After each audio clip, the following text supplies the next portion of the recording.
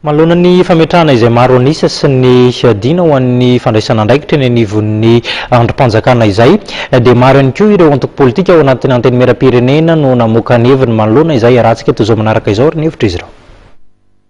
Pacte de stabilité moa zany tsy dia zany loatra ny anarany raha tsy tsisy fa mémorandum pour la stabilité za moa anisan'ny vohy foana fa ilaintsika ny fametrahana stabilité to Madagasikara ary maniry ny tenanay ny institution dia ho stable daholo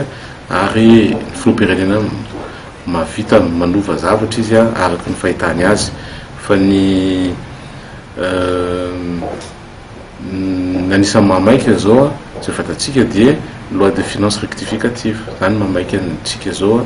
dia maniry mino sy matoky fa ny sombavambahoaka dia mahatsapa-tena ary androso amin'izay zavatra rehetra zay ka milamina tsara fahitako anazy ny zavatra rehetra. Ny lidera fanilo dia ao anatiny manao ny pacte de responsabilité sy ny stabilité ary manao koa ny nouvelle majorité ato amin'ny assemblée nationale. Ny tokony zay izay zany dia mamaly ny asony président-ny république ny apisy ny stabilité zany ahafahantsika iroso amin'ny fampandrosoana. Ny fahitanay anazy lidera fanilo zany mba aoka mba sy isasana le resaka igny géométrie variable igny zany satria igny mampisy le instabilité amintsika io zany mba tokony atao zany na mampisy ny stabilité ahafahantsika iroso ka izahay zany dia fa tsy ho voatariky sana angambo andao koa anao déchéance na andao koa anao motion de censure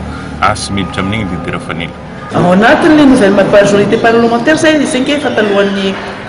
tamin'ny alohan'ny fifidianana reny efa samy nameno le taratasy daholo le hoe adhésion à la nouvelle majorité parlementaire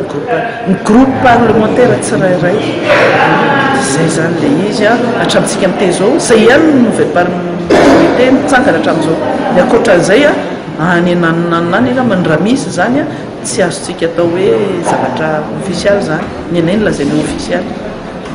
ohatran' zay tsy tompona andraikitra ihany koa zay amin'izay resaka mémorandum zay. Ka aminay aloha zay resaka mémorandum zay dia resaka mbola mandalo fotsiny ihany fa tsy mbola nicontacteny zahay dia mazava ho azy mbola tsy nahita an'izany zay. Samy afaka nitenin'izay hoteneniny rehetra fa zahay mahita ary mahafantatra hoe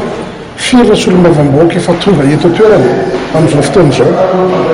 ary fantatra ihany koa ny fironana isaky ny groupe parlementaire dia hotatsika ny fivoarana toedrarano.